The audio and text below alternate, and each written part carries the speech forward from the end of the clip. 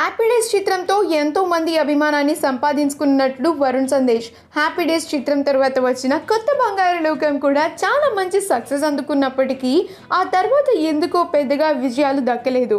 ఇక యుఎస్కి వెళ్ళిపోయి అక్కడ బిజినెస్ చూసుకుంటూ ఉన్నాడు. మళ్ళీ చాలా ఏళ్ల తర్వాత తన భార్య వితికతో కలిసి బిగ్ బాస్ తెలుగు సీజన్ 3లో ప్రేక్షకులను బాగా అలరించాడు వరుణ్. అయితే వరుణ్ ఫ్యామిలీ అంతా యుఎస్లో సెటిల్ అయిపోయారు. వరుణ్కి ఓ సిస్టర్ ఉన్న సంగతి తెలిసిందే. తన పేరు వీణా సాహితి. నాని నటించిన అలా మొదలైంది చిత్రంలోని ఓ పాటకు లిరిక్స్ కూడా రాసిందామె. వీణాకు 2015లో వివాహం జరిగింది. ఆమెకు ఓ పాప కూడా ఉంది. త్వరలో వీణ మరొక బిడ్డకు జన్మనివ్వబోతోంది. రీసెంట్గా వీణాకి యుఎస్లో బంధుమిత్రుల సమక్షంలో సీమంతం చేశారు.